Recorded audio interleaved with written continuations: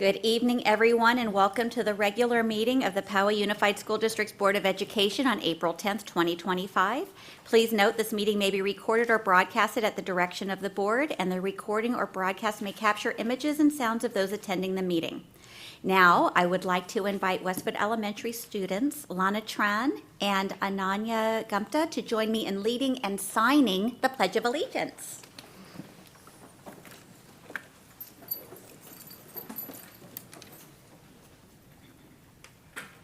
I pledge allegiance to the flag of the United States of America and to the republic for which it stands, one nation, under God, indivisible, with liberty and justice for all. Thank you so much, ladies. That made it extra special. So now, report out of closed session, Ms. Plotsky.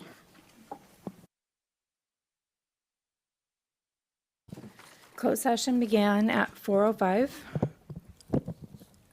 And matter 2.1A, in the matter of conference with legal counsel pending an existing litigation, ADR 03052025, in a motion by O'Connor Radcliffe and a second by Plotsky. We voted 5-0 to approve. In action 2.1-B, in the matter of conference with legal counsel and pending existing litigation, case number ADR 03242025, and a motion by Plotsky and a second by Radcliffe. It was voted on and approved 5-0. In an action of 2.1C-C, in a matter of conference with legal consultation pending existing litigation, case number 0A420411021, on a motion by O'Connor Radcliffe and seconded by Chang. The board voted 5-0. In 2.1-D, in the matter of conference with legal counsel pending existing litigation, case number OH2025010242, on a motion by O'Connor Radcliffe and a second by Daugherty. The board voted and was passed 5-0.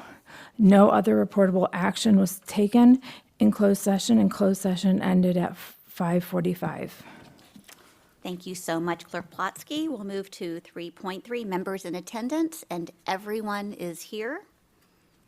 3.4, welcome to our public.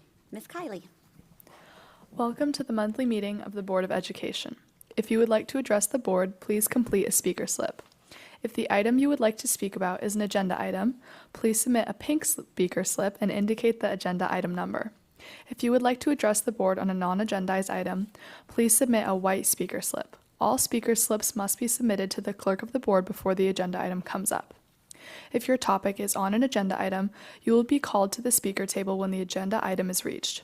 Each speaker is allotted 3 minutes, and each agenda topic is limited to 20 minutes. If your topic is a non-agenda item, you will be called to the speaker table during agenda item 4.2, public comments.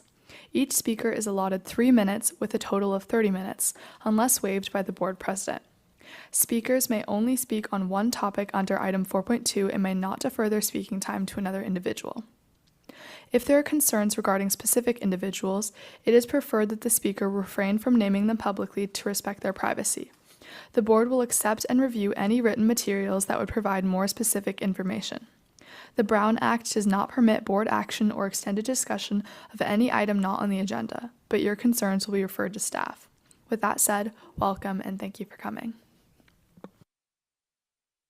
Thank you, Ms. Kiley. And now we move to 3.5, approval of agenda sequence. Are there anything from staff?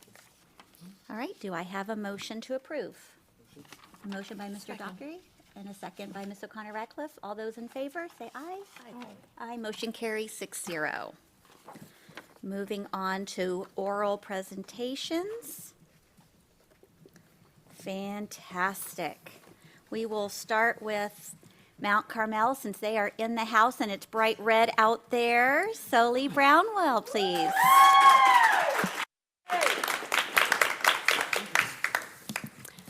Good evening, board members, and thank you for inviting MC to be here tonight.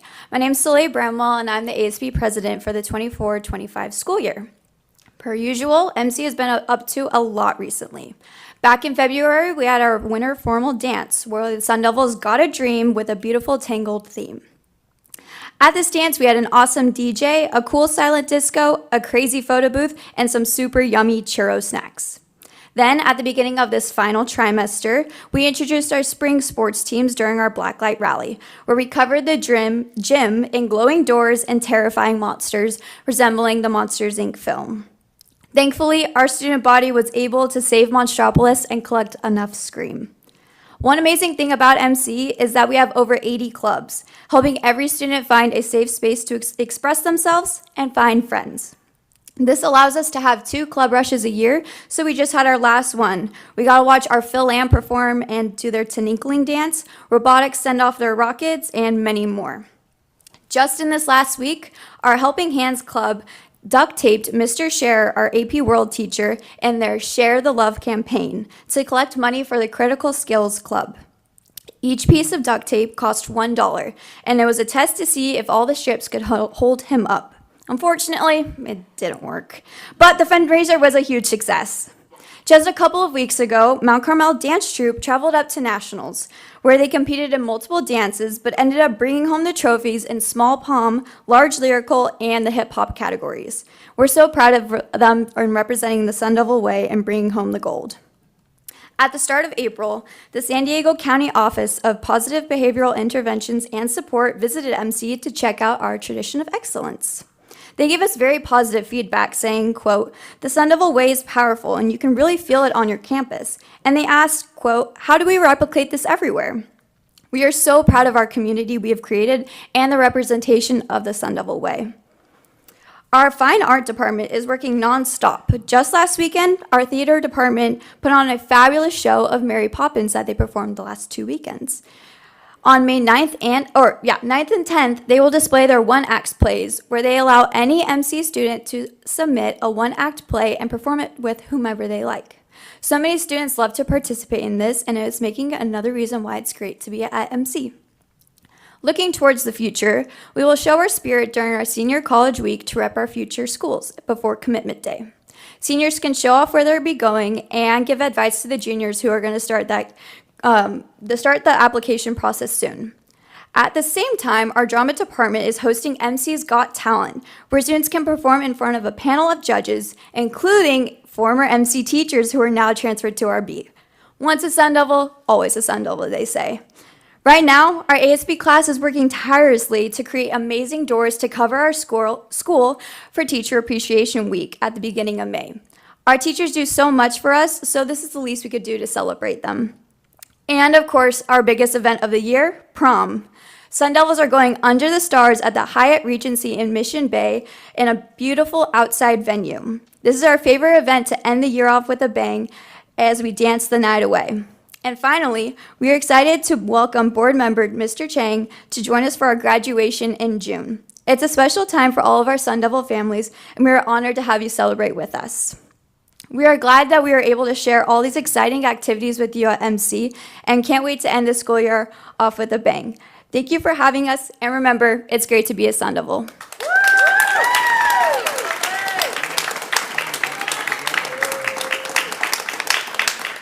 Thank you so much. Next up is Rancho Bernardo High School, Jenna Bates.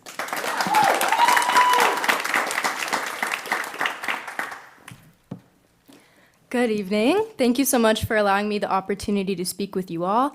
My name is Jenna Bates, and I'm the newly elected ASB president of Rancho Bernardo High School.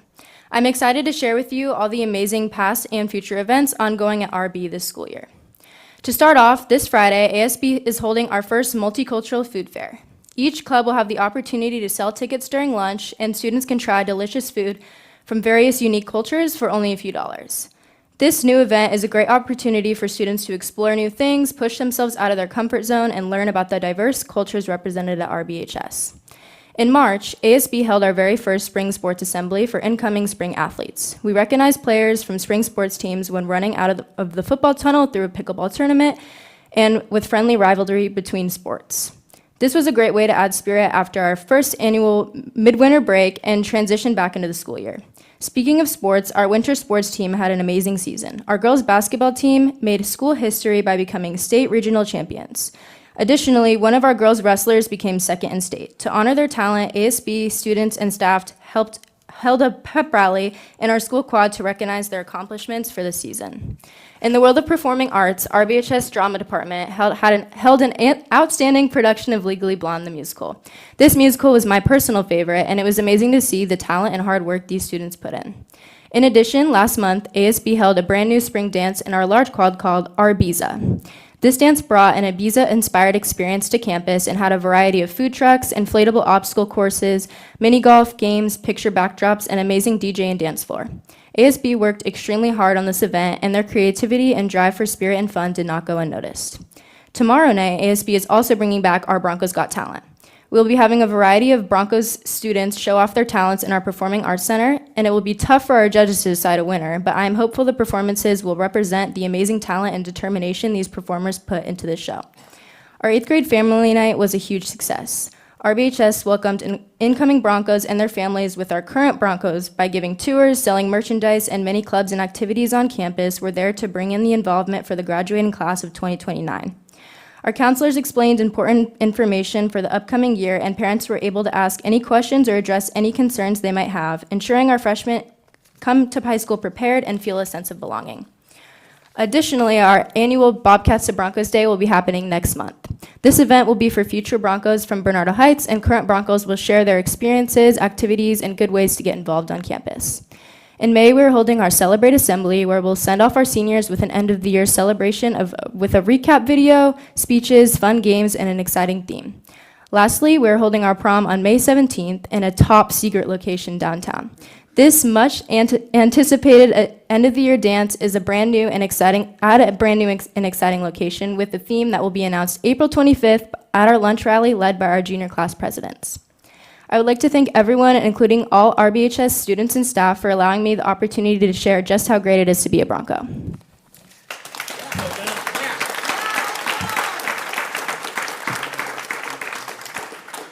Thank you so much. Next up from Westview High School, Autumn Ha.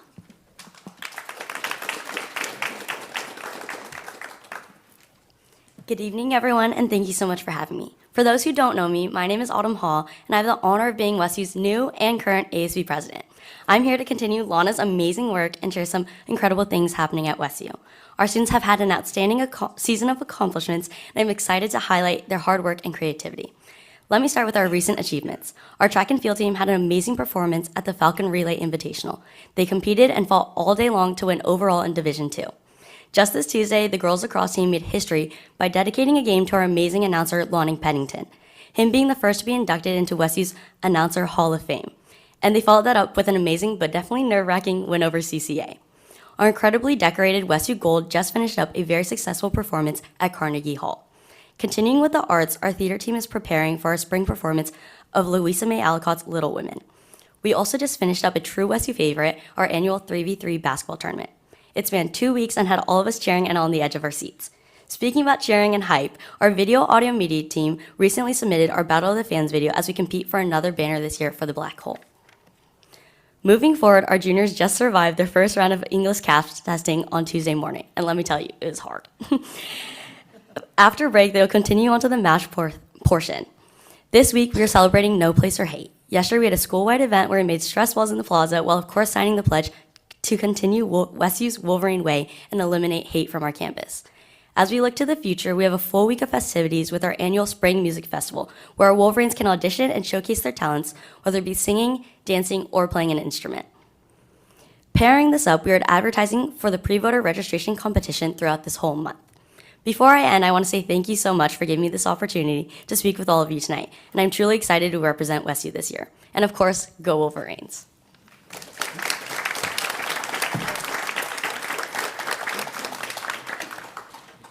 Thank you. And we get to see again Lana Train and Ananya Gupta. Oh, and they're from Westwood Elementary School.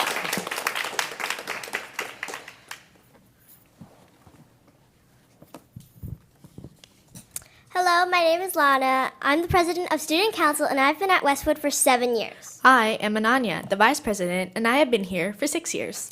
We are here to represent Westwood Elementary in Rancho Bernardo. Westwood has over 850 students from preschool to 5th grade. Westwood is a no place for hate school, meaning we ensure a safe environment for kids to learn and grow. Over the last couple of years, we have been learning about our strengths through the Positivity Project. The weekly lessons help us all students learn about their strengths and the strengths of others. This helps us build great relationships on campus and in our daily lives. Every day, we recognize one student showing good character on morning announcements to encourage people to be kind. Recently, we did a kindness wall activity where we asked each student to write one kind thing on a large board. The kindness wall was a success, overflowing with kind messages on it. The Student Council helps build team spirit and encourages people to contribute to fundraisers like Kids Heart Challenge. Kids Heart Challenge raises money for people with special hearts. We raised over $15,000 this year, which is the most our school has ever raised. We would like to thank all the kind people who donated. This year, we've gotten a new principal, and he supports the variety of clubs at Westwood, including Gardening Club, Roadrunner TV, Hope Squad, Safety Patrol, Recycling Club, and Ambassadors. So there are a lot of opportunities to contribute to our community. Safety patrollers give their time in the morning and afternoon to help pedestrians and drivers cross our campus safely. Similar to Safety Patrol, we also have happy and helpful ambassadors. Every morning, they greet students with a smile and open car doors for them. The Recycling Club helps every Thursday to keep the school clean. To encourage a place for kids to feel included and part of a community, we have Junior Hope Squad, which also plans fun events like Hope Week.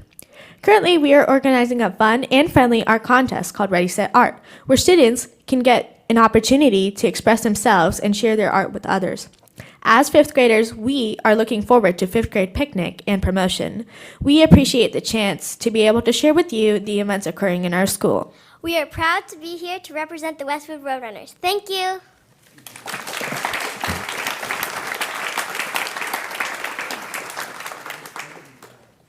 We so love hearing all the fun activities that you guys are doing and involved in. You all might want to sneak out now is a great time and enjoy the rest of your evening. We'll take a couple minutes here to let everyone escape who wants to.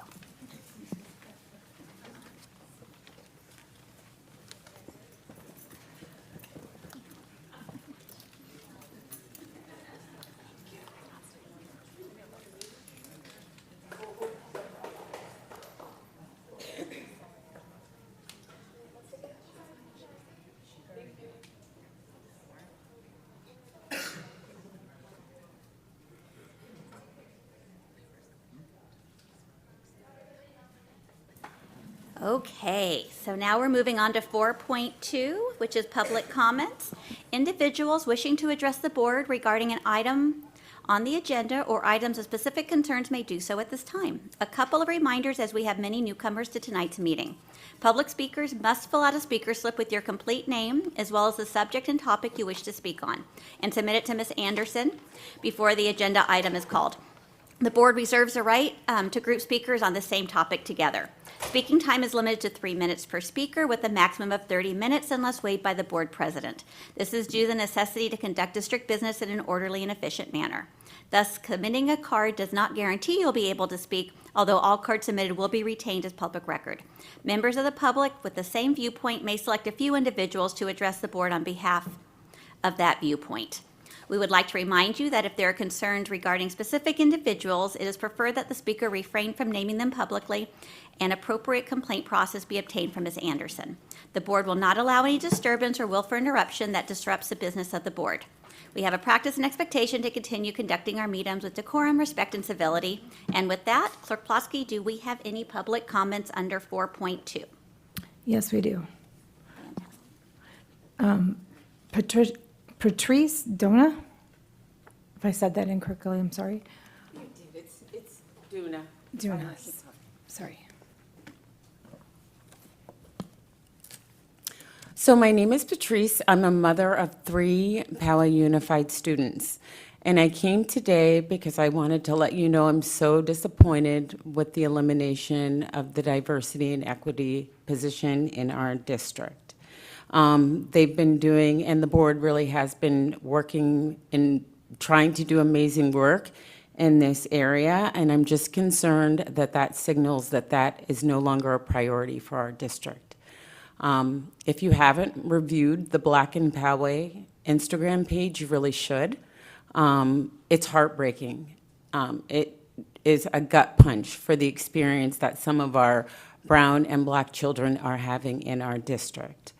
And even more than that, you know, I hear the stories from families. When I hear those stories, I think that that must be something that's happening in the 60s or somewhere else or in the far distant past, and is heart-wrenching that it is still happening today in our district. You can look at the disparities in test scores for brown and Black children in our district, and there is a huge disparity. So to me, that means that this should still be something that's a priority. I get it. The environment has changed around this area, and it may not be as popular. But what I'm asking for you to do is not what is easy, but what we know is right for our children.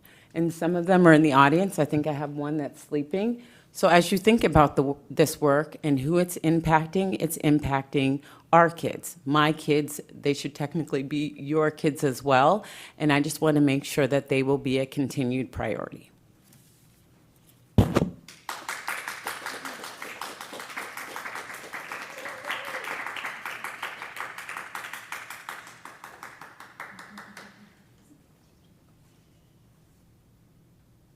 Joanna Flores.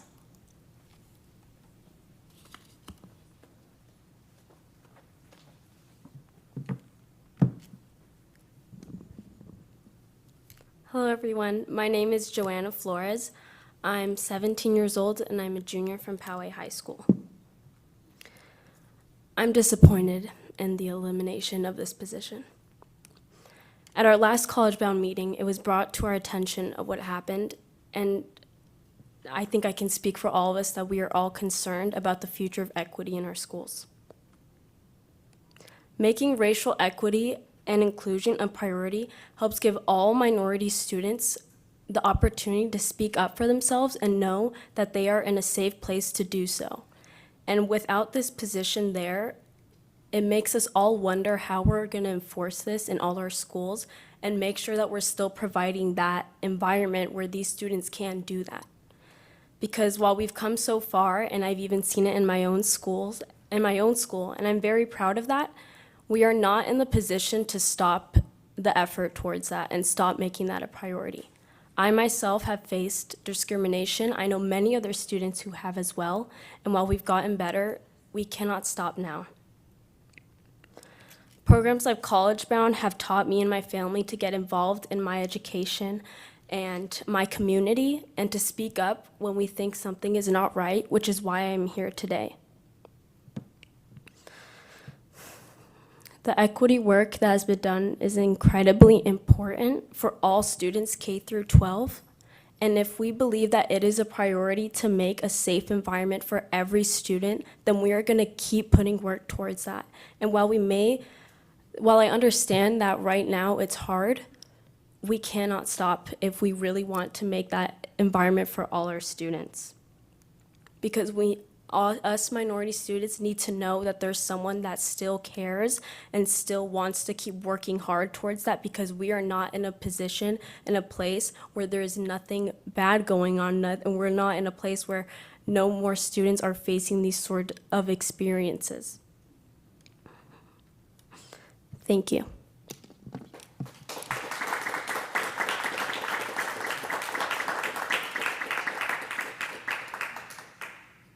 Lenise Seacrest.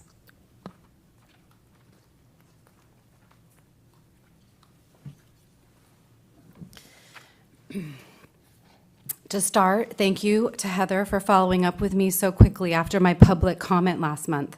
Receiving assurance that the district isn't making donations to organizations with taxpayer funds was what I needed to hear.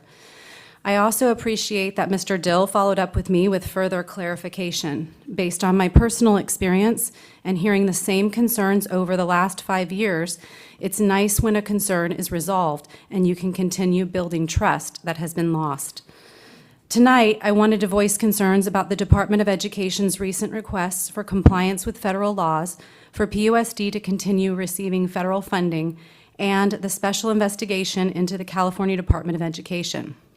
Many public comments over the last 5 years are directly connected to PUSD board policies recommended by the CSBA that may not be in federal compliance. Mr. Churchill may hold the opinion that it's premature for PUSD to review the parental notifications and parental rights and responsibilities policies I recently submitted, but respectfully, I do not agree. There are a lot of parents who have waited 5 to 7 years too long for changes to policies within your jurisdiction that significantly impact developing minds. Time is of the essence in education. Please check with legal counsel that Board Policy 0145, Board Policy and Admin Regulation 5020, Admin Regulation 5145.3, Board Policy 5145.31, Admin Regulation 5145.32, and Board Policy 5145.6 do not violate federal laws. Board members are elected to govern and set policies in PUSD, not wait for or rely on what an unelected and political CSBA recommends. Please start carving out a reasonable amount of time to review the policies already mentioned and follow up with the community on how PUSD plans to avoid disrupting needed revenue that supports student success. Thanks, guys.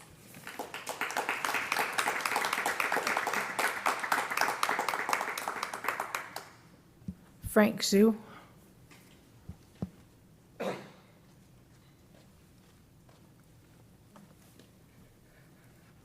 right. Good evening, board trustees. I should have spoke in the last board meeting, but I had to leave earlier. So in regarding the topic about seniority, I understand that there's need to be parameters to determine which teacher is more senior than the other ones. However, in this difficult times, I would like the board to consider more than just seniority, especially performance. We know that the experienced teachers, they have experience and they have passions to our kids. And for younger teachers, they have newer technologies, newer skills, and they also have passions to our kids. So when you have to determine who will be cut or who will get promotion, seniority alone should not be the parameter alone. Performance should be considered. And another thing I want to report is I represent Californians for Equal Rights Foundation. We recently scored a legal victory against San Diego Housing Commission. So San Diego Housing Commission started a program back in June 2023 saying that they will give the applicants financial assistance only if the applicants are not white. We believe that even though the program might have noble intentions, but that's definitely against the law and is unconstitutional. So that's why we sued San Diego Housing Commission back in March 2024. And this year, San Diego Housing Commission rescinded the program and we settled. So for DEI programs, it's very close to be unconstitutional. I want to urge the board to stay away from diversity, equity, and inclusion. And also be aware that we all blame discriminations. So even though right now the position of the director of diversity, equity, inclusion is not is gone right now, but please make sure every single student can be heard, and I believe that can be done without diversity, equity, and inclusion. Thank you.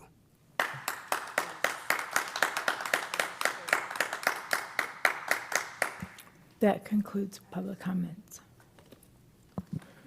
Thank you. And we're moving on to 4.3,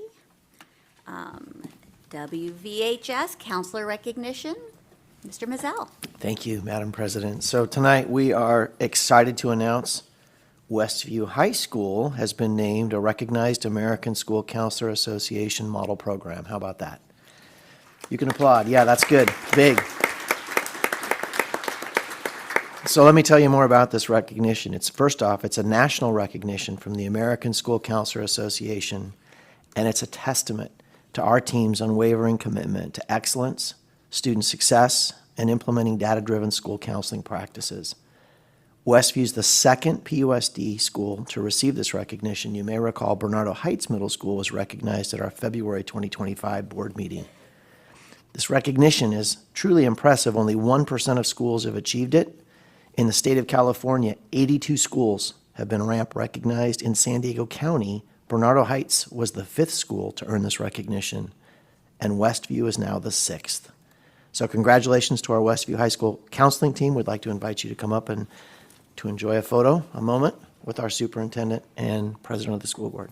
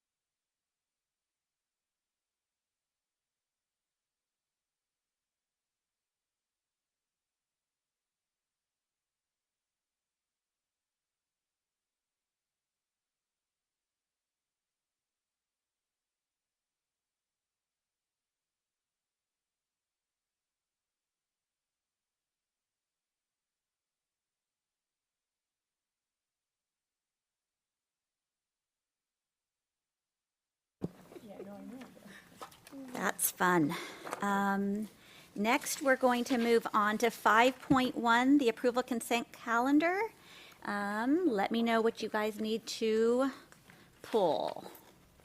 Yes, David. 5.3G, fantastic. Heather?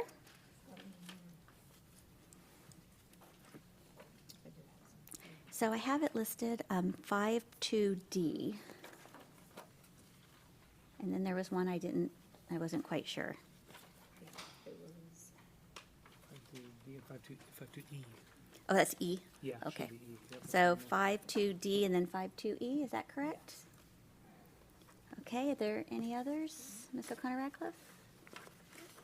Okay, do I have a motion to approve the consent calendar with the exception of 5.2D, 5.2E, and 5.3G? There's a quick note here about, there's a, I think Okay. on the prior page, maybe. Okay, let's take a look here. That's it, before we vote on, I want to bring your attention, yeah, we updated the minutes. Okay, let me go ahead and read this. Sorry about that. I turned the page too quickly. Before we vote on the consent calendar, bring your attention to item 5.1A, approval of minutes. In the minutes from March 13, 2025, regular board meeting, agenda item 5.2 B, for approval of the classified personnel report. It stated that Clerk Plotsky seconded the motion for approval when in fact Mr. Chang did.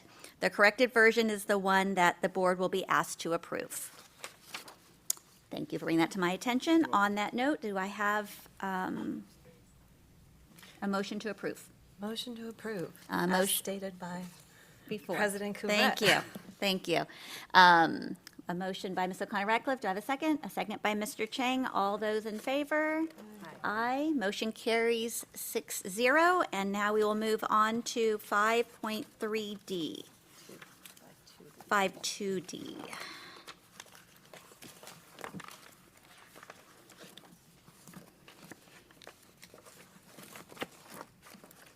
Okay, so 5.2D is the approval of resolution number 62-2025 entitled Acknowledgement of National PTA Teacher Appreciation Week. Mr. Jimenez. Thank you, President Couvret.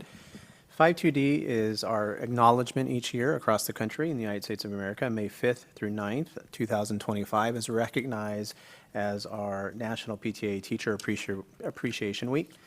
We try to provide this agenda item in advance, so if our board meeting is after that week, we try to provide this in the April board agenda so that we have plenty of time to prepare for this acknowledgement during this week. Thank you so much. Heather, you have a comment? Yeah. I just wanted to make sure it got read out and that it was recognized, because I really believe that the teachers just needed to be recognized, especially at this time of uncertainty. Thank you. Thank you for bringing that to everyone's attention. And would you like to make the motion? Yeah. Make the motion to approve. Do I have a second? A second by Mr. Doherty. All those in favor? Aye. Motion carries 6-0. Next, we move on to 5.2E, the approval of resolution number 62-2025 entitled Acknowledgement of California Classified School Employee Week. Mr. Jimenez. Thank you, President Couvret. This resolution gives us the opportunity to recognize our classified employees for their dedication and their expertise and everything that they do to contribute towards the operations and well-being of our students and our staff and their colleagues. This year, May 18th through the 24th of 2025 is recognized as the California School Employee Week here in the state of California. And again, this gives us an opportunity to acknowledge all of our classified employees in our Poway Unified School District. Thank you, Mr. Jimenez. And Ms. Plotsky. Again, with over 2,000 classified employees, I wanted to make sure that it was read out out loud in the meeting, that to acknowledge them for all the hard work they do. And would you like to make the motion? I would like to make the motion. Well, you can make the second. I'll second, but I also have a comment. Okay, fantastic. If we're reading out all of our resolutions today, I think we should probably also call out 5.3J, School Bus Drivers Day, April 22nd, 2025. Hooray, bus drivers. Fantastic. We have a motion and a second. All those in favor of approving 5.2E? Aye. Aye. Motion carries 6-0. And next we move to 5.3G, the approval of mitigation credit transfer agreement. Mr. Dill. Thank you. As part of the acquisition of the land that we eventually built Westview High School upon, we were required to purchase land to mitigate the environmental impact. We currently have just under 95 acres in the city of San Diego. At this time, we've satisfied all of our environmental requirements and we have a balance of land. We've been approached by D.R. Horton to purchase acreage of that land so that they can meet some of their environmental requirements on another project they are doing in the city of San Diego. So we are working both with D.R. Horton and the city of San Diego to transfer that land for D.R. Horton's purposes. Right now, there's a range of acreage that they're looking at, so the fiscal impact on that represents the range of dollars that we would receive from the sale of that land.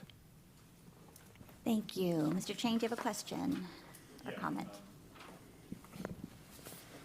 Thank you. I'm hoping Mr. Deal can provide a little bit more information for the public. Can you tell us a little bit about, first of all, is this land within our district?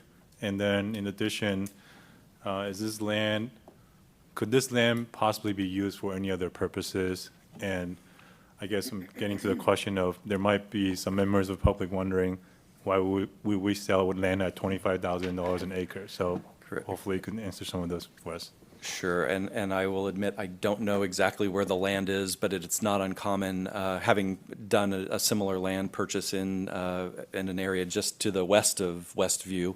There are environmental preserves that are set up for developers to purchase those lands, and they are designated by the city or whatever jurisdiction you're in, that they can only be used to offset development in other parts of the city of San Diego. So we are not able to sell this highest and best use as residential, commercial, industrial. It can only be used for that environmental offset purpose. And so it retains its natural habitat. And so since we do have a balance of acreage, we're trying to offload some of that. Thank you. Would you like to make the motion to approve? Yes, I'll go and make the motion. And do I have a second? Second. A second by Ms. O'Connor Radcliffe. All those in favor? Motion passes 6-0. All right, moving on to 6.1, the approval of declaration of need for fully qualified educators. Mr. Jimenez. Thank you, President Couvret. The Personnel Department team, as well as other departments, are in the midst of finalizing our certificated staffing plans for the upcoming school year. And through this process, annually, we prepare and submit a declaration of need for fully qualified educators, which is submitted to the Commission on Teacher Credentialing each spring. This submission is a prerequisite to the issuance of the possibility of any teachers who may have emergency permits in the upcoming school year. Emergency permits are needed from time to time for certificated credentialed teachers who may be completing coursework to fulfill the requirements, for example, towards their CLAD or BCLAD authorizations, or teachers who are fully credentialed in another state who may need to complete coursework to clear their California credential, or at times special program teachers who are seeking areas of specialization. The emergency permit allows such teachers to be placed legally into a teaching assignment while they work towards completing those requirements. This declaration of need is filed in advance, and it is based on estimated projections based on our trends in hiring each year. The board is asked to approve the declaration of need in advance of the contract year beginning for any new teachers who may need to file for an emergency permit. Thank you. Are there any questions? If not, do I have a motion to approve? Motion to approve? A motion by Ms. O'Connor Radcliffe. Do I have a second? Second. A second by Mr. Dockery. All those in favor? Aye. Motion carries 6-0. Moving us to 6.1B, the approval of resolution number 67-2025 regarding the elimination or reduction in hours of classified positions due to expiration of a specially funded program. Mr. Jimenez. Thank you, Madam President. Under California Education Code 45117G, whenever a classified position must be eliminated because of the expiration of a specially funded program, such as in this instance, foundation funds, the employee to be laid off shall be given written notice within 60 days prior to the effective date, which in this case would be July 1 going forward into next school year. The Design 39 campus has one 20-hour per week computer resource assistant position that is funded by their school foundation. The foundation has indicated, due to a lack of funds, that it will not have the funding next school year to maintain the 20-hour position, and has requested to reduce the hours of the position by 1 hour to 19 hours per week next year. This resolution allows us to initiate that process and working with the incumbent employee before it takes effect in July 1. In addition, we will be working directly with PSEA to negotiate any impacts and effects on the incumbent employee in this instance.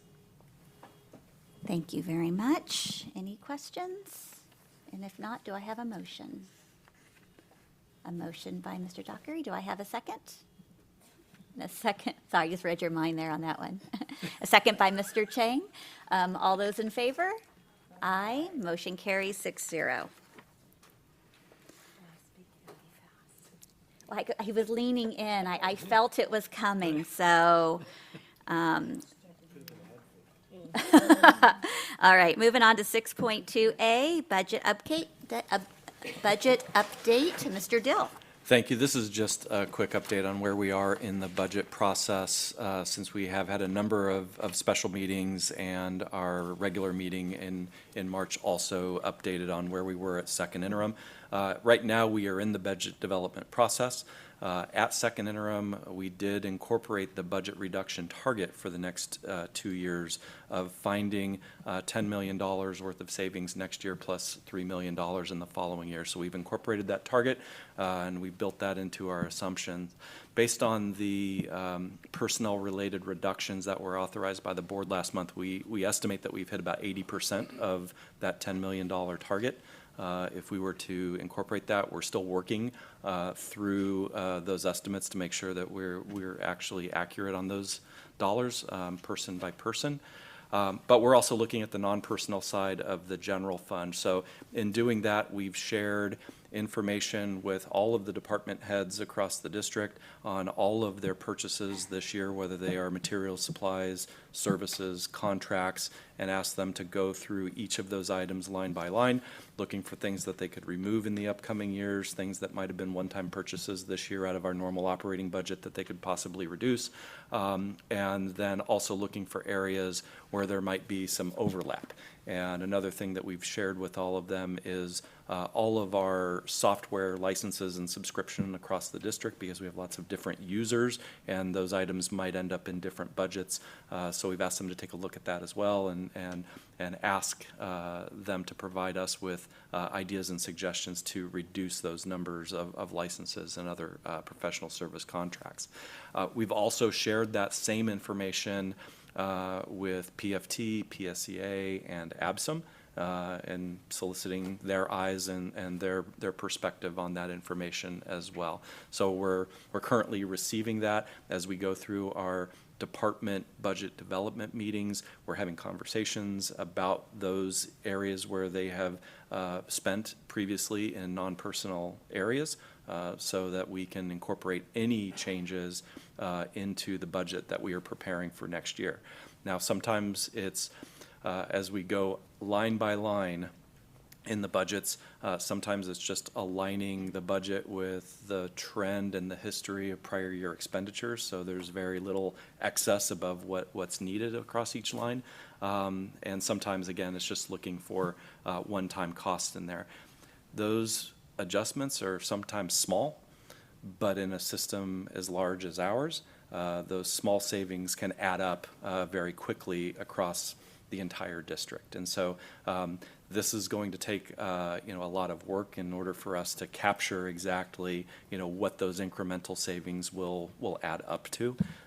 We've not made any across-the-board proclamations of reducing budgets by a certain percentage. That's still something that we could do before we reach the end of the fiscal year and bring budgets forward. We're trying to go with the way that people are coming to us with ideas rather than simply trying to hit a number in the effort of efficiency. So as we look at the staffing side of the budget, there will be numerous adjustments next year. We have reductions that are directly related to reducing our expenditures.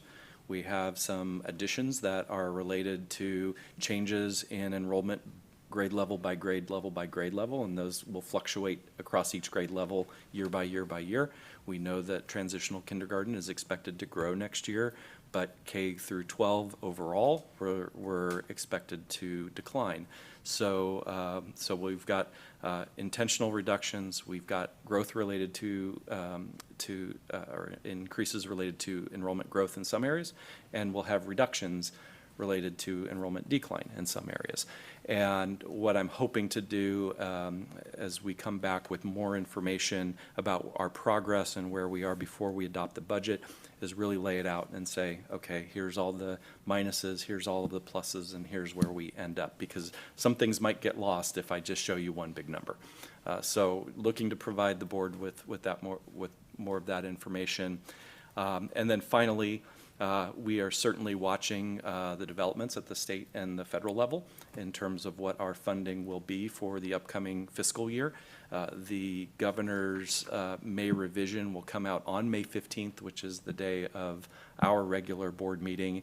On that day, it will be a revision to his January proposal for the funding level for education, actually the entire state budget, but including education. And, but they're still not done at the state level because they don't adopt their budget until the middle of June.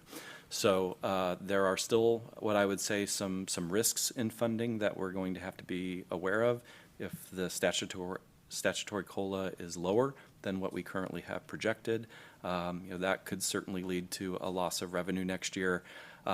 If the COLA is the same or higher, but the state does not have the ability to fully fund it, that could be a potential reduction. And then, of course, we're looking at any actions at the federal level to pull back federal funding from the state of California that could have impacts on either the Proposition 98 education side of the budget or elsewhere in the budget where they might have to reduce services and move money to the non-education side of the budget. So all of those things are still in progress. This was just an opportunity to give an update on where we were and the things that we are working on right now in hopes for more information at the next regular meeting. Are there any comments down the line at this point? I think we'll be having more data later, of course. The comment just a minute or so ago about, the COLA going up, but can't be fully funded. Can you kind of explain the mechanics of that? Certainly. The cost of living adjustment that we refer to, it's just a federal indicator. And so it represents the increase in costs of a basket of government goods and services year over year over year. And our local control funding formula should increase by at least that amount every year. That would be called the statutory COLA. However, that increase in cost has no relation to the state's ability to pay that. So it doesn't represent any increase in state revenue. And so there are years when we have a higher COLA than the state is able to afford. And in the last 2 years, they drew down on the rainy day fund in order to fully fund the COLA, which was good. And this year, there actually might be making a deposit back into that fund with some surplus revenue this year, which might be available in future years to smooth out the state's in a shortfall in state revenue. They can dip into their own rainy day fund. Extremely complex at the state level, but there are years when the COLA is underfunded because they just don't have the dollars to provide that to education. It takes legislative action to suspend the Proposition 98 guarantee or to fund underneath the LCFF COLA, and those would be actions that we would see coming through the end of June if that were to happen. But at this point, I don't know one way or another. We're the final quarter of information needed to calculate that statutory COLA ended on March 30th. So we should be getting that final COLA number fairly soon from the Department of Labor. Mm-hmm. Thank you very much. More to come. Moving on to 6.3A, the approval of 2025-2026 CIF applications for new multi-school membership status between Poway to Palomar Middle College and 5 Poway Unified School District high schools. Ms. Peterson. Thank you, President Couvret. Tonight, the board is being asked to approve multi-school agreements between our 5 comprehensive high schools and Poway to Palomar Middle College. A few students who attend currently our comprehensive high schools have expressed interest in continuing to participate in the CIF sport at their current high school. So this agreement will allow allow students to enroll at PPMC and maintain their eligibility for CIF next year. This is an annual agreement that has to be brought to the board each year. I'm so excited about this because I hate for kids to have to give that up to be part of PPMC. The more options we give our kids, the better. Are there any questions or comments before someone makes a motion? All right. Motion to approve. Ms. O'Connor-Radcliffe? I'll second. And Ms. Plotsky seconds. All those in favor? Aye. Motion carries 6-0. Next up is 6.3B, California School Dashboard. Ms. Peterson. All right, third time's the charm. We'll get this report out tonight. So the California School Dashboard is a resource which provides parents with information on school and district progress. Tonight, Executive Director Christine Donnelly will provide information on the state indicators according to data from spring 2024, which is the most recent state assessment data. These indicators will be utilized in the development of our LCAP plan for the upcoming 25-26 school year. And before Christine gets started on that, we did get some information just today from an organization called GO, it's either GO or GO, I'm not sure, publicschools.org. But we were recognized among large school districts in California for the lowest chronic absenteeism rates. So first was San Ramon Valley at 8.6, Irvine Unified at 9.7, followed by Poway Unified at 9.9. So that is all the data from the California State Dashboard. We were also recognized among districts with the largest high school populations. Poway Unified had the highest rate of college and career preparedness at 74.3, followed by Irvine Unified at 73.6, and Clovis Unified at 66.4. So those couple of nice bits of information before Christine gives you the full report. And then I will also share that this is probably Got one more. Christine Donnelly's last dashboard report, as she has announced her retirement at the end of June this year. So we're so happy she's here, and congratulations to her. I have to say, I think this is the first time I've ever given a board report when it's still light outside. I feel like I'm always in the winter, so. Good evening, Madam President Couvret, Superintendent Dr. Churchill, board members and cabinet. I am pleased to share with you the California School Dashboard data for 2023-24, which went live to the public in November of 2024. Typically, this is given in January, and it's just gotten bumped a little this year. So, next slide. The California Dashboard provides data on how students within a given school district or school are performing on a variety of indicators. In our district, the California Dashboard is one of many resources used to monitor student achievement and outcomes. The dashboard data, along with the local data, allows us to review student progress, articulate plans to address areas of identified need, and communicate the plan to address those areas of need to our educational partners. Examples of these plans include the site SPSAs and the district LCAP. For the state measures, performance levels are based on the 2023-24 school year data and the CASP results, which are compared to the 2022-23 school year. So it's a comparison, and that's why you get the gauges. And of course, from highest to lowest, there are 5 performance levels: blue, green, yellow, orange, and red.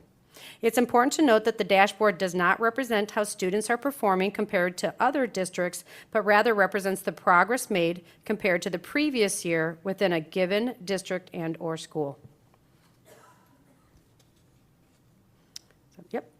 There are 7 indicators on the 2024 California Dashboard showing progress from the 2022-23 school year to last year.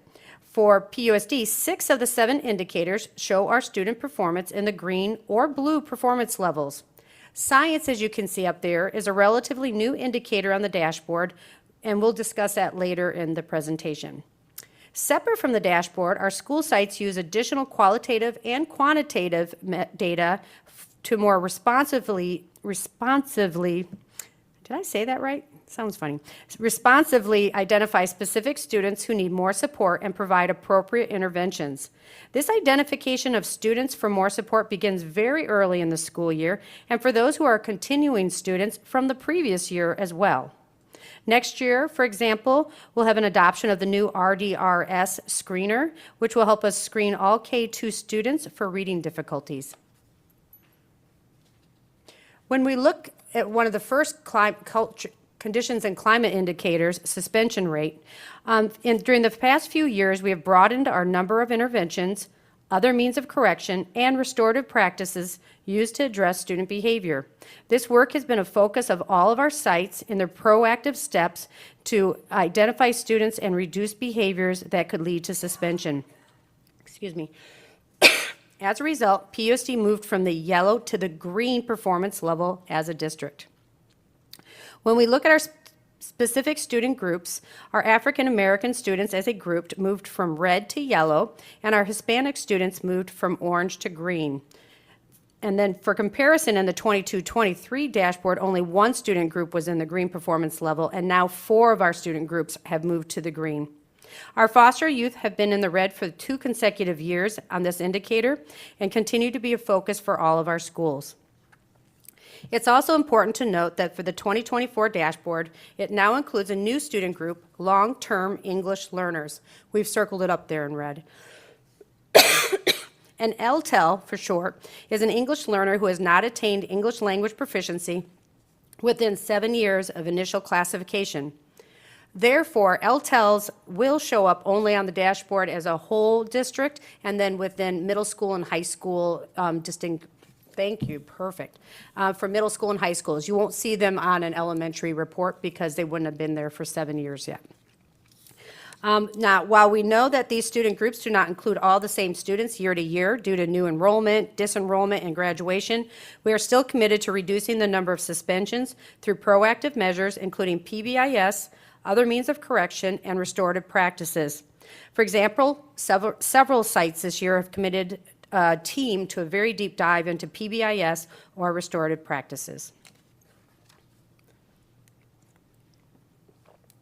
For the academic performance indicator, that CAST or science test, it's given in grades 5, 8, and 12. And it's a little bit confusing to look at this because it's different than our other gauges. It's because it's newer to the dashboard, and therefore it's not done based on comparison data yet. So the California Science Test, or CAST, assesses students' ability to think critically and solve problems. This assessment uses questions that bring together science content, practices, and concepts. It also covers all 3 science domains: life sciences, physical sciences, and earth and space sciences. The CAST does not directly cover information from previous years. Rather, it focuses on current science standards and concepts, assessing a student's ability to apply their knowledge to solve problems based on the current curriculum, not requiring recall of specific details from past years. Data on the dashboard is presented differently for science, as it is still considered that informational only, rather than those performance levels or gauges for language arts and math. This indicator is based on student performance on either the California Science Test or the California Alternative Assessment for Science, which is taken annually, again, by students in grades 5, 8, and 12. Overall, 60% of our students met or exceeded standards, which is a slight decrease from the previous year of about 1%.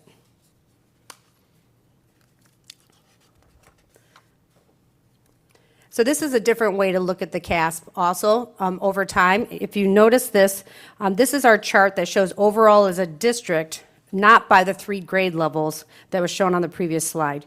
You'll see on this bar graph and throughout tonight's presentation, we've added a red dotted line delineating pre- and post-COVID years. The 2020 and the 21 school years saw the suspension of many of the state assessments as a result of COVID and the move towards some virtual learning during those years. So much of the work has been put into integrating the 4 domains into the science curriculum in our district, as well as engaging students in developing and using models, emphasizing inquiry-based learning, analyzing data, interpreting graphs, and developing an overall understanding of scientific concepts, rather than just memorization of facts. As you can see, small gains have been made over the past 4 years in the percentage of students who met or exceeded standards, but there's still a need for continuous improvement.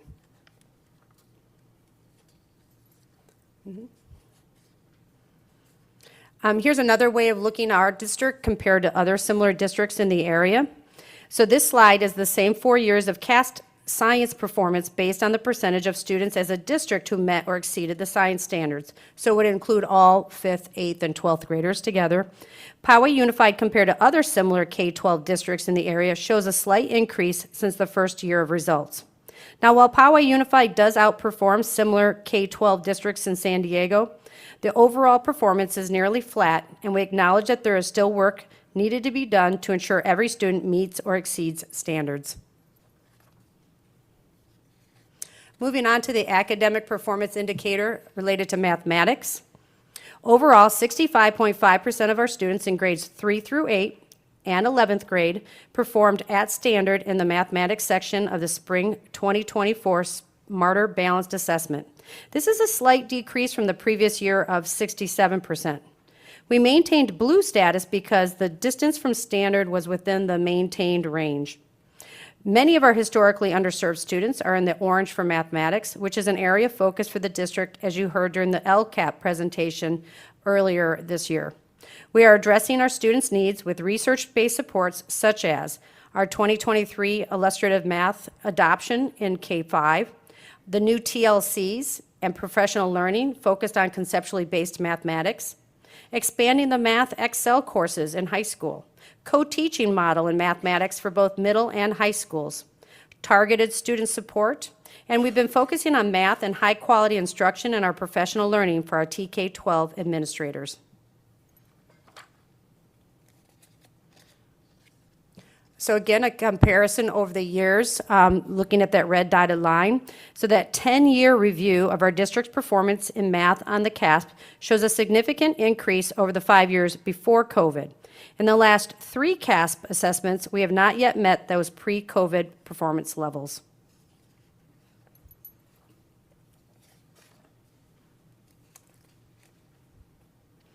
On this slide, for context, Poway Unified is outperforming in the area of mathematics compared to other K-12 districts in the area. One can quickly see a similar change in value from year to year for all the districts. Poway is performing better on the CASP math assessment than the state and other K-12 districts in our geographic area. However, we need to continue to identify how best to support every student with a focus on our historically underserved groups of students in mathematics. Moving on to academic performance indicator, English language arts. Overall, 73.5% of our students in grades 3 through 8 and 11 met or exceeded English language arts standards as measured by the Spring 2024 CASP. This is a 1% decrease from the year before. Our 2023 dashboard was blue in language arts, which then moved to green for the 2024 CASP due to an overall decline of 3.4 points in our distance from standard. In order to address this decline, we have added or expanded these programs: IMSE training and implementation in K-12 classrooms and with elementary education specialists. We are monitoring the impact of foundational learning that sets the stage for continued growth in reading, language arts, and carries over to every content area. We have co-teaching model in English language arts and social studies courses at our middle schools and high schools. Academic success courses focusing on academic skills at the high schools. We have a double dose of English language arts support classes in middle school. And we have a year-long targeted English instruction for ELD Avid Excel in middle school. We predict that with these and other site initiatives and supports, we will continue to make gains towards every student meeting or exceeding standards. Continuing our look at English language arts, this bar graph displays our longitudinal data for English language arts for Poway Unified over 10 years. As you can see, the years 2019 and 2022 were our highest performance years on the CASP, with 76% of students meeting or exceeding standards. Now, because of this downward trend data, we are examining even more closely our literacy instruction and programs. In addition to looking at CASP data, we are looking at local indicators such as iReady, Benchmark Advanced, and IMSE data in grades K through 2, which over time we expect students to have increased literacy outcomes. Compared to other districts in the area, we see similar trends in the change in value from year to year in English language arts. And you can see we are at 73.54%, while the highest comparatively, while we are the highest comparatively, we still have much work to do. Now, our English language learners' progress is on this slide. It does look different again than the gauges. 57.9% of our English learners are making progress towards English language proficiency as measured by the English Learner Proficiency Assessment for California, called the LPAC. The state uses two factors: how the students performed on the 2023 LPAC test and the percentage of students who made progress from the 2022-23 school year. We can see that the percentage of students who have progressed in their English language acquisition as measured by the LPAC has increased. Excuse me.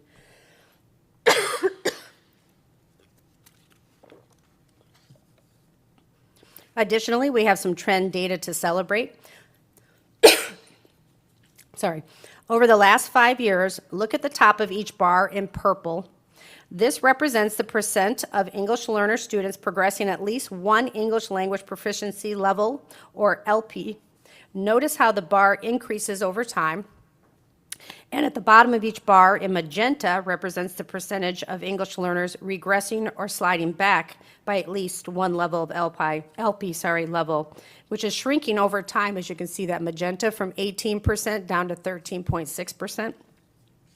Less students are decreasing their LP levels. That is good news, and thanks definitely to the tremendous effort of our teachers and staff.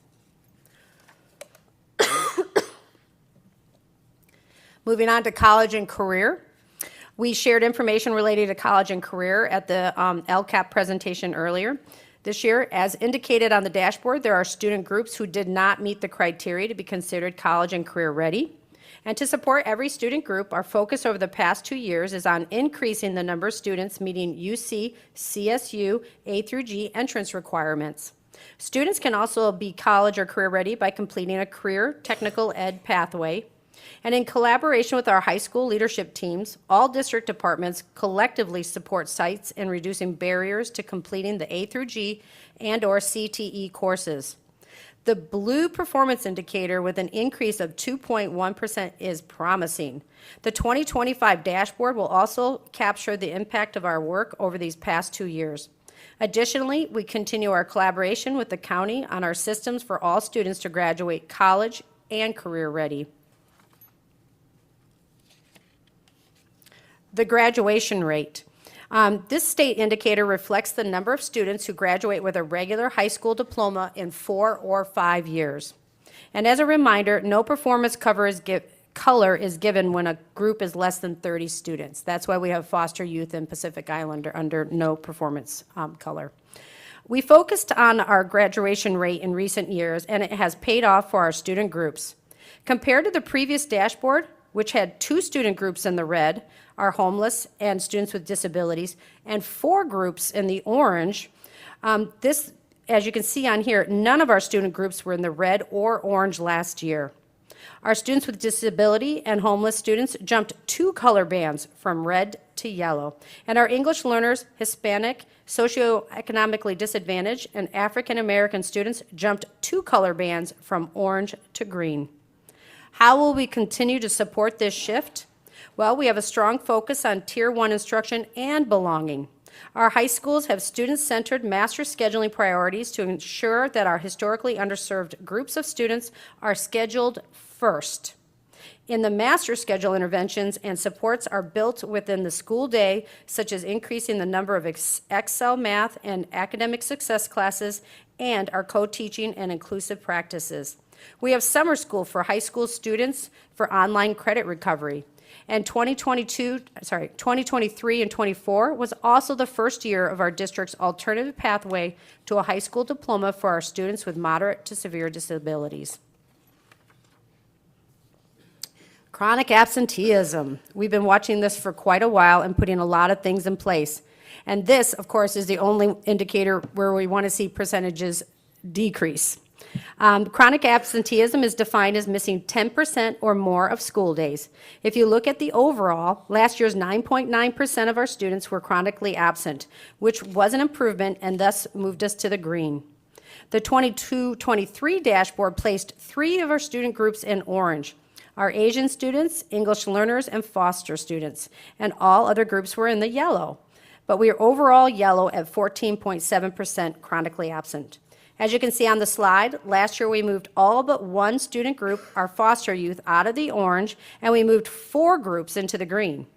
While we have seen a significant decline in the number of students who are chronically absent, we recognize the pressing need for improving our attendance.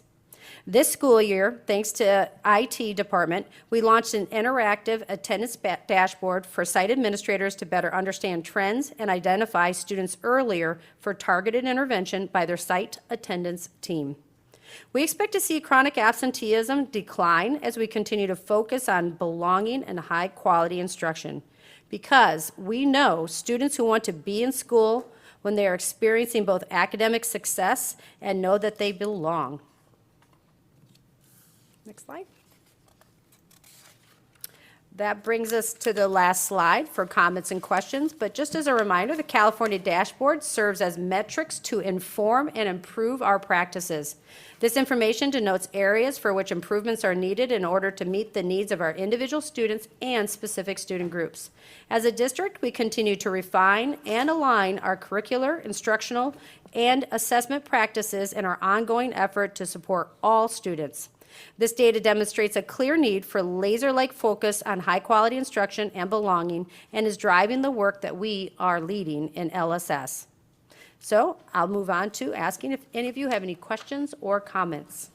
I'm sure there's quite a few. Thank Really? you so much for All that right. presentation. It was wonderful. I know I took some notes, though, too. We'll start at the end. Mr. Chang, do you have any oh, actually, Ms. Kiley, do you have any questions? You want to put you on the spot? I can come back Well, to you. no, I guess kind of.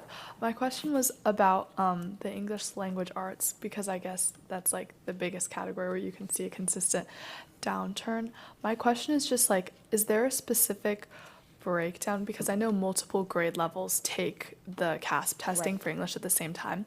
So I was wondering if there's like a specific grade level where you can see like that's where it starts to like, where we start to see the decline initially. Not that there's like really a decline because we have a really high percentage, but I mean, like, is it like the 5th graders where you start seeing, do you know what I mean? I don't know if I think you do see it start to decline towards middle school and high school. Multiple reasons. We look at that all the time. And, you know, if you look at it over time, I would say definitely it declines as they go into middle school. Yes. Yeah.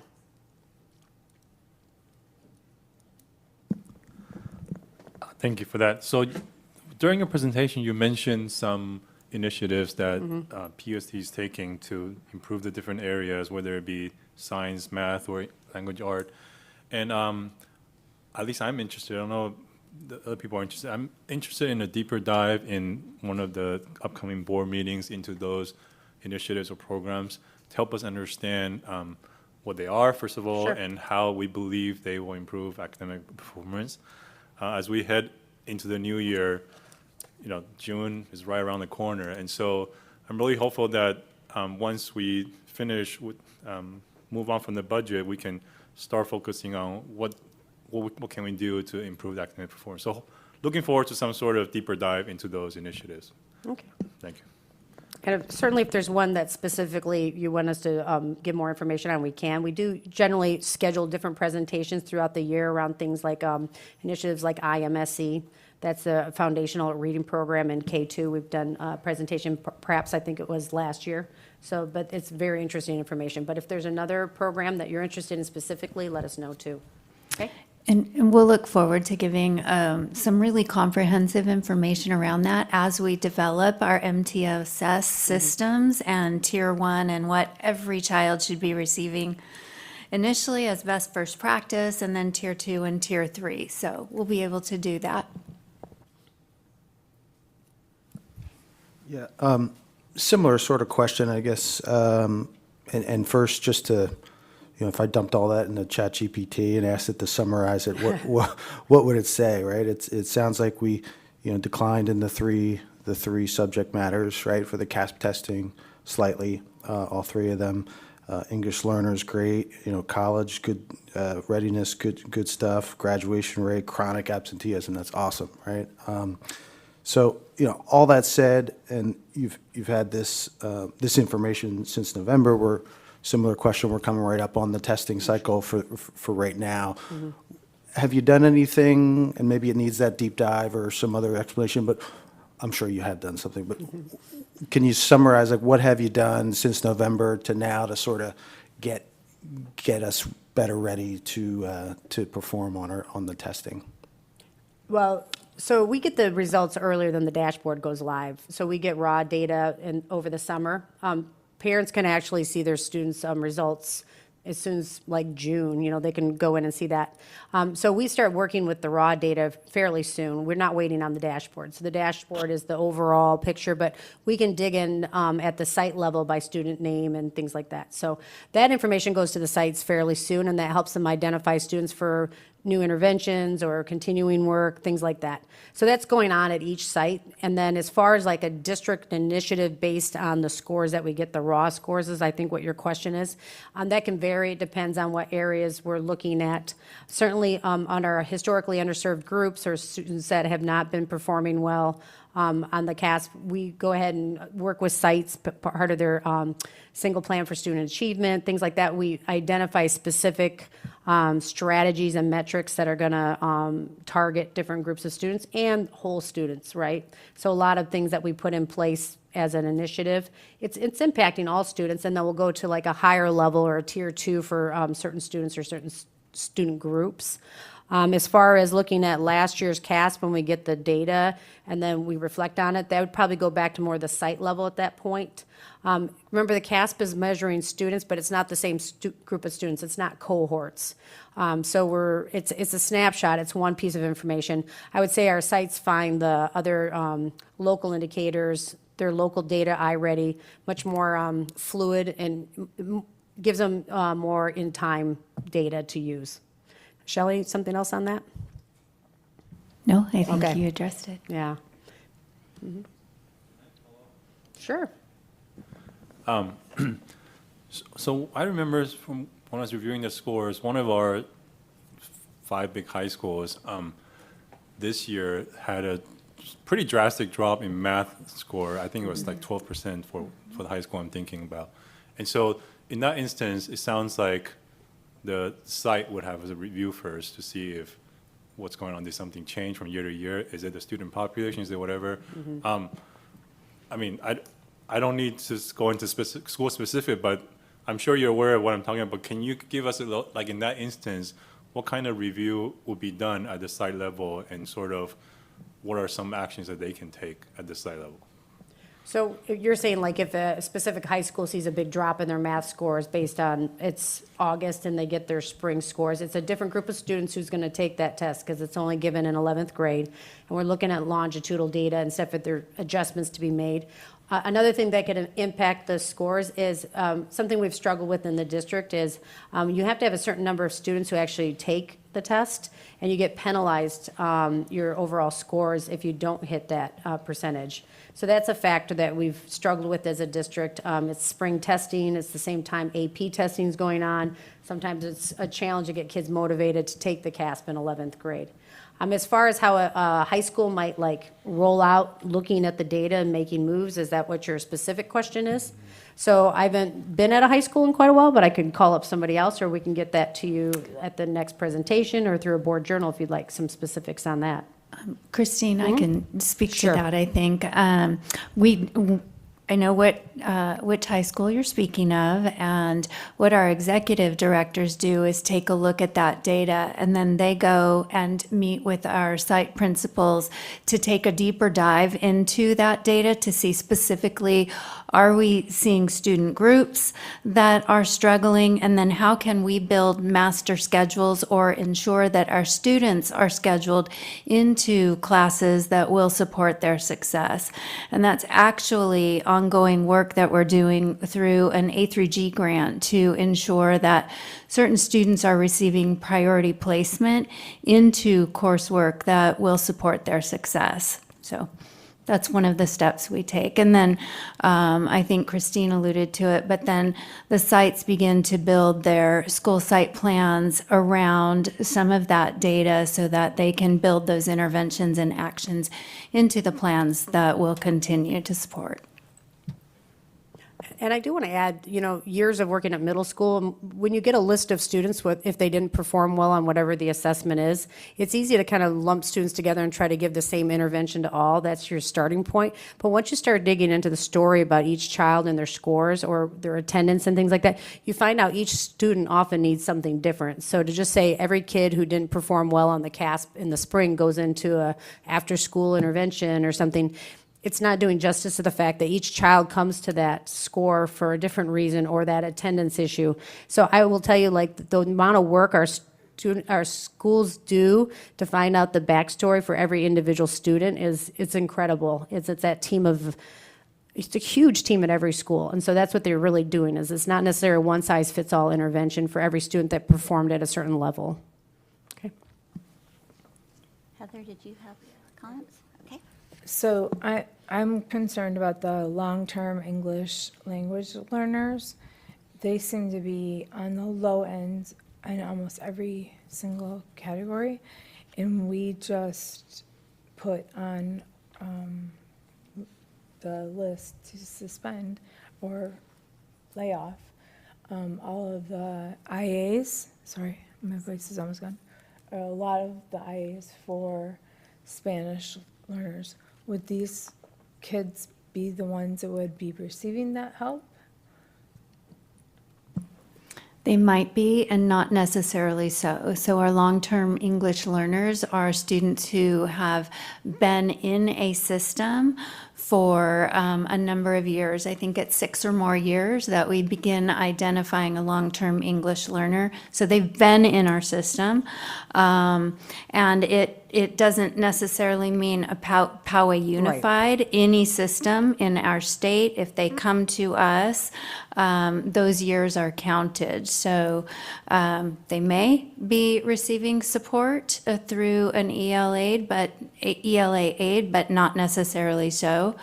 And what data supports is that students might be they might be conversationally proficient, but once students get into middle school and then high school, that intensely academic language kicks in, and we do sometimes see our students struggle, and that really becomes an area of focus for us. We're actually glad to have this data this year reported, because it is an additional data set that helps us really dive more deeply. Okay. My other question was, you talked a lot about co-taught classes. Are they co-taught with other gen ed teachers? Because normally co-taught classes, as far as I know, were one gen ed and one special ed teacher. Are they being taught by 2 gen ed teachers? No, a co-taught would be that special education teacher, the education specialist, alongside the general education teacher. So rather than pull out services for the students who have an IEP or special needs, they're, as much as possible, they're in the general education classroom, which is co-taught by their education specialist. Okay. Or somebody from the team if it's not their direct case manager. And to keep up with the amount of data that you have for this year going into next year, you feel that we have enough for the co-taught need? I'd have to get that information back to you. I don't have that as part of this presentation. And you know what I'm referring to, for the amount of people we, again, just released, is my concern. So. We're confident that we can build our sections to continue supporting co-taught and co-lab classes. Okay, thank you. Couple comments and a question. First, thank you for the year-over-year comparison information, even though that is obviously not depicted in the dashboard in any way. No, it's not. I very much appreciate you doing that. That's something that we're always missing, that context when we just look at it. So thank you very much. You mentioned That was it actually Dr. Churchill's idea. There you mentioned go. it on several of the slides, and I love it. Hooray. Yeah. Thank you. And for the public, that information's all through Data Quest. It's a subset of the dashboard, so you can always go on to Data Quest and go into a deeper dive. There you go. Well, Okay. I appreciate it. Okay. Whoever takes over for Director Donnelly next year, do that again. I'm looking at the English learner progress. And just a comment on this one too, I am looking forward to seeing how our new model that we're implementing for our English learners next year affects this.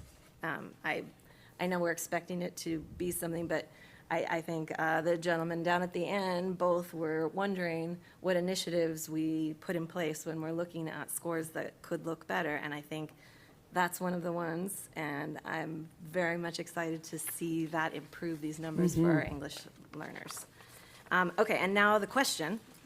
I think I heard you say that on the science, the CAST, that the California Alternative Assessment was included. And how long have those been included? Well, they would be included. It's just brand new, though. Well, the cast isn't new, but how they're starting to put it on the dashboard is new. Yes, so just this year for the first time? The dashboard, yes. Yeah. How about for math and ELA? Is I the believe it's CAA included. included in the dashboard? Yeah, I believe so. Now, for the first I've not been time. asked that one. Sorry. Like, The students who take the California Adaptive Assessment, they're included in the overall district. They actually are not, because the assessment is adapted. So students on an So they IE. are, okay, sorry, go. Yeah, no, that's all right. So students who have an IEP but take the regular assessment, they are part of the dashboard data. But when the student takes the adaptive assessment, it's not part of this data that you see. Okay, because I thought I heard that it is part of this science indicator. Oh, I don't, specifically, I don't know about So it science. isn't for math and ELA, but it is for the science. Correct. Okay, I have a ton of questions about that, but I will leave off on that. Thank you for the initial answer. I have a lot of concerns with the state, including the alternative assessments on any district dashboard for any reason, for a lot of reasons. But okay, I might have thank you for the misspoke. answer. It says- Agreed. We'll yeah. double check that, because that may not be accurate. I would be surprised if we included alternative assessments on the dashboard for CAST, but not for our other academic areas. So then I think then I would note then that for our students with disabilities who are indicated on the dashboard in the orange in most of these, that those are students who are not considered to have the highest support needs, because otherwise they'd be taking the alternative assessment. So That's these are correct. students who should be doing much better than this, and we can do better. Correct. Okay, Correct. thank you. So my questions are concerning the science test, because I know we're so STEM-focused here at Poway Unified to see that science portion testing low. Is it because it's a new test that it's, to see our kids at 60%, or is it just too broad? Are we not preparing? I just, to see them at 60% where everything else is in the 70s or so is just concerning. It's not new. I mean, it hasn't been around as long as the language arts and the math, but I think we've been taking, I want to say, at least 6 or 7 years. And then, but the dashboard has just been gathering their data, and they're tweaking the test and things like that. So they've only been reporting it out for a while. So first it was a pilot test and things like that. And remember, the students only take it, not like math and language arts where they're taking it in 3rd, 4th, 5th, 6th, 7th, 8th grade. They only take it in 5th grade, 8th grade, 12th grade. So part of it is from year to year, you're going to see different groups of students taking it. You're not going to see, you couldn't even do a cohort on it. Right, but when I look at a science in 12th grade, what the kids' experience is by 12th grade, I know it's different in math, and say maybe Right. math, they say, okay, as long as kids are proficient in algebra, then they can score well, you know? Right. Science, are they proficient in the life sciences? Because now in high school, they took all life sciences, even they had to take one chemistry, but they took everything Right. else. How do they do that? Because it's such a wide range of information that some kids just don't even get to. I mean, literacy is one thing, but, the science. Correct. It is one of the challenges we face, and we test our students, our 12th graders, in the spring. So They're that, done. they're done. But to your point, you know, they may not have even had a science class recently, and the areas of which may have been their chosen focus may not necessarily been assessed comprehensively on that CAS test. So it's one of the challenges with that. That said, we can certainly do better, and we're sitting at 60%, and it will take a focused approach.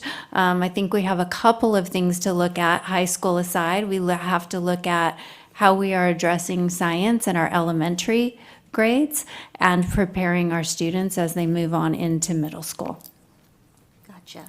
And just a final comment. First off, I love seeing how we rate so high for college and career preparedness, because that just shows that kids are engaged and excited and ready for the next step, which is huge. Do we ever look at San Diego? Because I'm just a competitor, and I'd love to see how we fall against San Diego, since I know. We can pull that data. We can do that comparison. It just requires that we disaggregate our data and compare only 7th through 12th grade. So it's a little bit tricky. We haven't done that comparison, but to address your competitive nature, we can certainly take a stab at that. It's not impossible. Just as long as we stay number one, that's Okay. where I care. So. We'll try. Thank you. Yeah.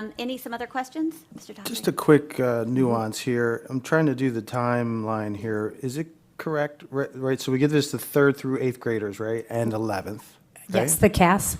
Yeah. So in 2024, the 11th graders, when they were in 8th grade, did not take the test, correct? In 2021? That's correct. It was suspended in 2020 and 2021. In the spirit of that, is that the only group that, because, yeah, if the 10th graders would have, no, 10th graders don't take it. So, okay, so that's the only group Yeah. that sort of missed a test. That is right? correct. And you're doing the same thing our sites do the minute they get the results, is they want to look at cohort 2. They really do. And that's always been a struggle for anybody who looks at the data for their school. They really want to track how their individual students and grade levels are doing over the years. Well, and so they didn't take the test. Those 11th graders last year hadn't taken a test since 6th grade, right? Yeah, Is that's that right. I correct? never thought about it that way. Yeah. Yeah, okay.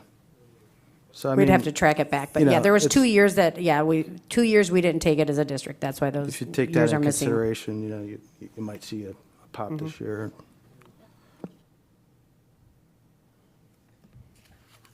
I'll get you some more information on the science test too. So it feels like you have a lot of questions around it. There's a lot of really interesting information online that I can condense down for you too. And they changed the test pretty significantly at that red line mark too, right? Before and after COVID? It was happening around that time, but if you actually dig into it, they say you can still compare, the results are still very comparable. So they didn't feel like the changes that were made to the CASP, it was reduced in some ways. We lost some data that we liked because they reduced the number of questions, but they still feel like that change is not changing the comparison rates at all. Okay, so not technically apples to apples, but close enough. It really is. How did you summarize that? So that's exactly what the state said. Yeah. Do you want to speak to it, Ben? I missed the question. Sorry. I would urge a little bit of caution with making the apples to apples, but kind of close enough to compare. I think there were some significant changes to the test created, so we could get some more information for you, but I'd be cautious to draw a direct comparison. Are there any other questions or comments? I know there's a lot of good information, and, okay. Okay. Thank you. Thank you so much, Ms. Donnelly. You're welcome. Was that your last one? No. Is that, huh? We are at the last one. That brings us up to 6.4A, updated board policies, first reading. Dr. Churchill. Thank you. There are 3 board policies before you this evening as a first reading. We're happy to speak to any of them if you have questions. This evening, we would ask you to approve them as a first reading, and we'll bring them back at the next regular meeting to approve as a second reading, or you have the option to waive the second reading and approve them tonight. It's up to you. Thanks.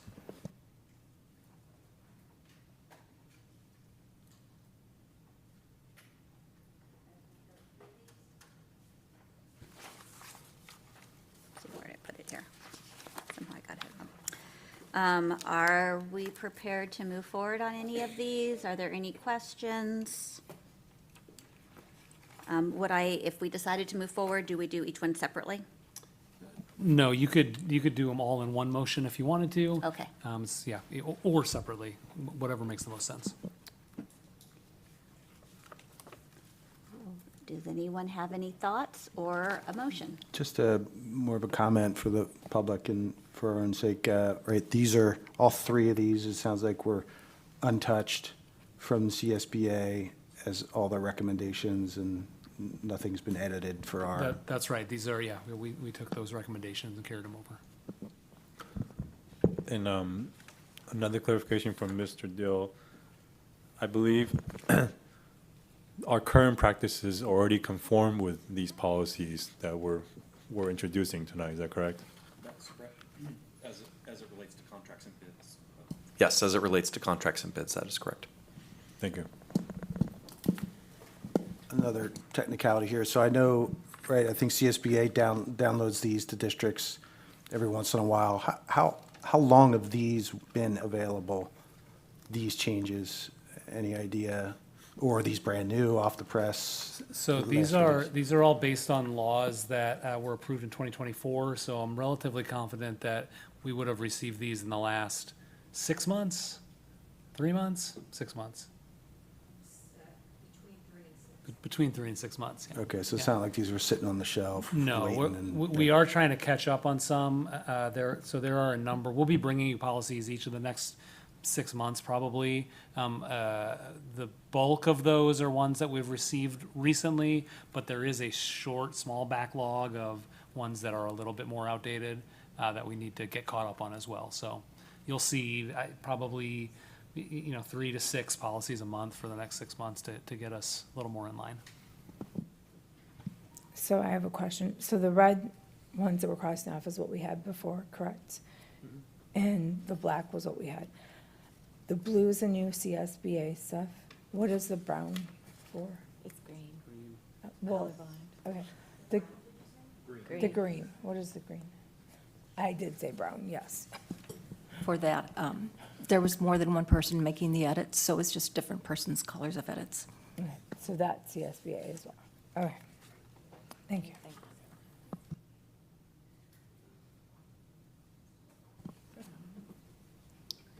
Do I have a motion to approve these, or do you want to postpone till next month? Are there any questions or changes to be made to these? Because if not, we can move them forward. I'm fine with motion to approve them without second reading. Second. A motion to approve by Mr. Chang, a second by Ms. O'Connor Radcliffe. All those in favor? Aye. Motion carries 6-0. Sorry,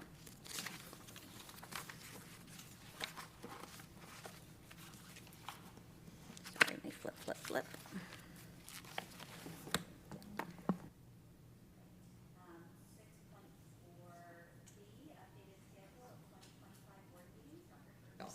Thank you. We would like to recommend adding a special board meeting prior to our May 15th board meeting in order to continue updates on the budget reduction process for 25-26. I'd like to recommend that we add a May 6th board meeting, 6 p.m. open session for the purposes of continuing our budget reduction process discussion. So what we'd ask you to do tonight is to approve an updated schedule of board meetings with May 6th added as a special meeting. Do I have a motion to approve adding the May 6th special board meeting? Motion to approve. Motion by Ms. O'Connor Radcliffe. Do I have a second? Second. A second by Mr. Tim Dockery, and all in favor? Aye. Motion carries 6-0. Thanks. We'll update that and get it posted to the website. Fantastic. Now we move on to 7, the reports and comments, and we start down with Ms. Kiley. For some reason, this month has felt pretty short, so this won't be a super long update, but it's definitely been a meaningful and transitional time, and I know especially for my fellow seniors. And while it may not have felt hectic for every student across the district, for many of us in 12th grade, these past few weeks have been filled with big milestones, receiving college decisions, attending an admitted students' day, and making final commitments. I've seen a lot of friends navigate excitement and uncertainty, and I'm glad that our senior classes will be taking us to all of these great different paths. And at my school, I really appreciated seeing programming that spoke to a lot of diverse futures. At the end of this month, we had dedicated workshops and informations about two-year colleges, four-year universities, certificate programs for the juniors going into next year, and their post-secondary options for the future. And I think it's incredibly important that at the high school level, we recognize and celebrate these different pathways. Something else that stood out to me this month is I spoke to several students from Del Norte who were given the opportunity to speak directly with school administrators about their experiences here in this room, actually. And I think it's great and a powerful reminder of how important student voice is and how meaningful that is. And on that note, I've also started having some preliminary and informal surveys with 12th graders across the district to learn what kinds of messages or feedback they'd like to leave behind for the district as they graduate. And I hope to move this onto a more formal survey in the future, whether it's advice for younger students, reflections on what's worked and what hasn't, teachers' ideas for change. I think that there's some real value in collecting these parting thoughts. And I'm excited to keep working on that. So this coming month will certainly be eventful for all of us more, and I look forward to it. Yeah, okay, bye.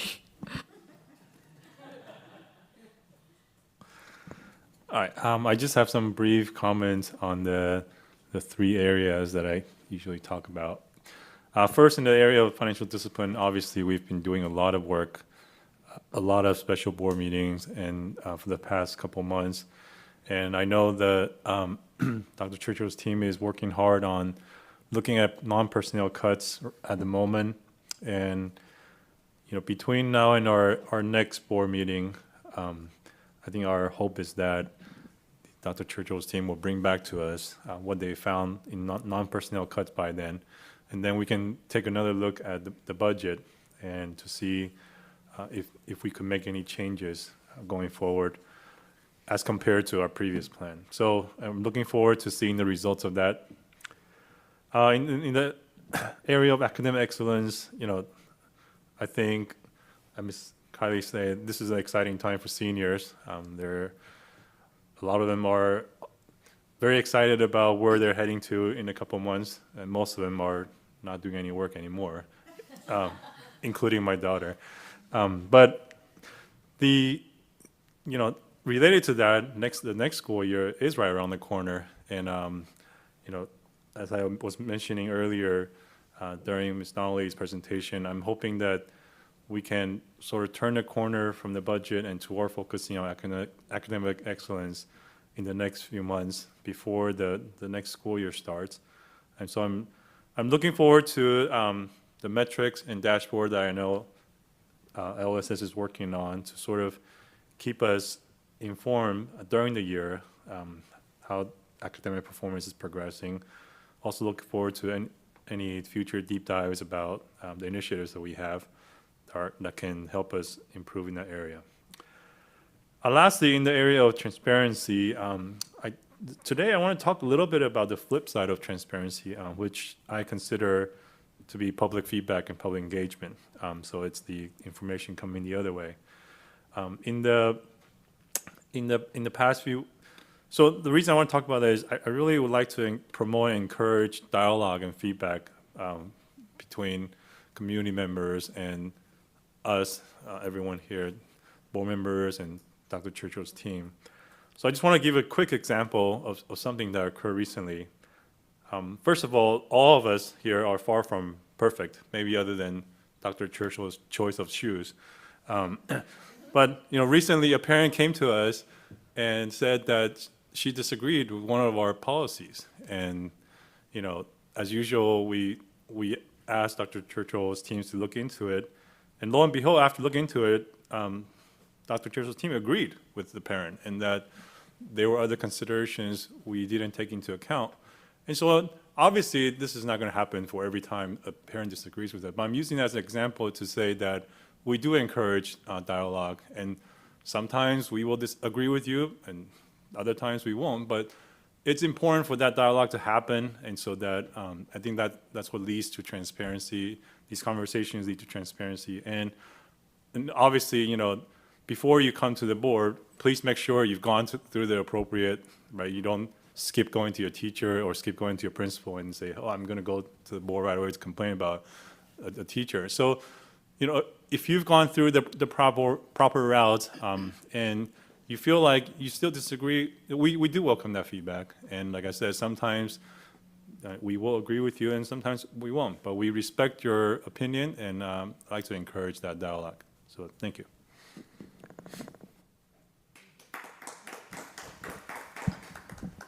Hi. Thank you, everyone. Last month, I cut my report short because of how long that meeting went. So this one's a little longer, so apologies in advance. So first, a quick reflection on last month's decisions regarding the budget and the reduction in the personnel. I know these were difficult conversations and difficult decisions for all of us. I want to say how much I appreciate the civility and honesty that everyone brought to the table. I've received a lot of thoughtful emails since then, and many have given me even more to reflect on and think about. Some of those emails still need to be returned and may be a little slow, but I will respond. There's still a lot of work ahead, information to gather, dollars to identify as we move toward our June budget decisions. We had a helpful update earlier today, and I expect we'll likely have a special meeting coming up, which we just approved, along with the May budget revision, where we're hoping to see some progress. Second, I want to take a moment to mention the wave of changes coming out of the federal government related to public education. In my day job, I'm dealing with all the activity around tariffs and trade, so I understand how challenging it is to tactically navigate big, fast-moving policy changes. Since January, the Trump administration has issued several executive orders and Department of Education directives that touch on curriculum neutrality, DEI programming, Title VI and Title IX enforcement, and a broader push for local control in education. In response, the California Department of Education has reaffirmed the state's educational standards and legal protections. These developments reflect some competing ideological frameworks at the federal and state levels. As a board, we'll need to just stay alert, ensure compliance at both ends, and keep our decisions grounded in what best serves our students and our community within the laws we operate under. I've had a couple conversations with Superintendent Churchill, and I know he'll provide further updates when he feels it's necessary.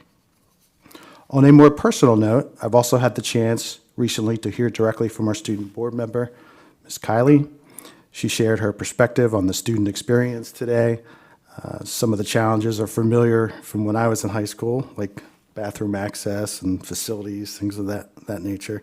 But many of the issues now are evolving far more quickly and in different ways than when I was in high school. So I really appreciate your insight. Thank you. I also love the idea of the senior exiting survey you talked about that you're working on with President Couvret. That kind of direct student feedback is going to be incredibly valuable. I'm looking forward to working with both of you and the rest of the team on finding your successor for next year. And from what I hear, Stanford's your next stop, so that's fantastic. Maybe not? Uh-oh. No? Okay. I'm happy for you. On the governance front, I want to thank Superintendent Churchill and President Couvret for their work with me on governance on our governance committee. I was pleased with the collaborative process and the progress we've made on the document. It's a strong step forward. And lastly, I want to take a moment to highlight some truly outstanding student athletes, something that deserves its own spotlight. Last month, Superintendent Churchill did mention this briefly, but I just want to take it a little step further. Two Poway High School student athletes won state wrestling titles, and their accomplishments are nothing short of outstanding, elite, if that.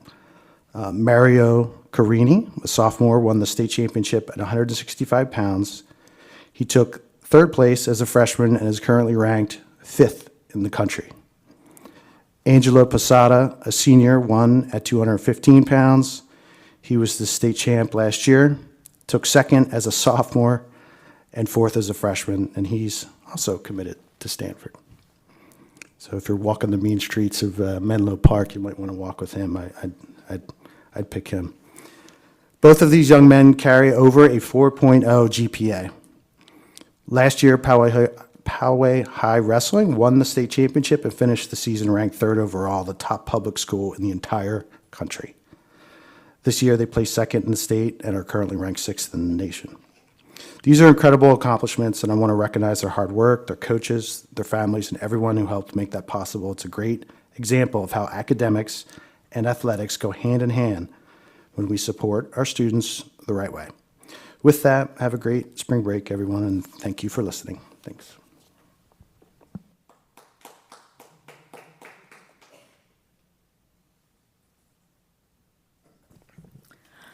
I wanted to celebrate all of our classified workers, including bus drivers and our teachers tonight, as it was referred to in the proclamations earlier in the agenda. Thank you for all of the hard work you do every day for our kids. There is no Team PUSD without you all. I also want to recognize that this month is Autism Acceptance Month, especially as IDEA funding is concerning federally, because we're not sure if we're going to get it or not. First, I want to acknowledge all of our children who show up and try their very best each and every day. It might not look that way to others, but you are special, and no one needs to fix you because you are not broken. It is us as adults to find a way to unlock the way for you to learn and to teach you. Next, I want to thank the families for the grace and patience you have. We know your road isn't always easy one.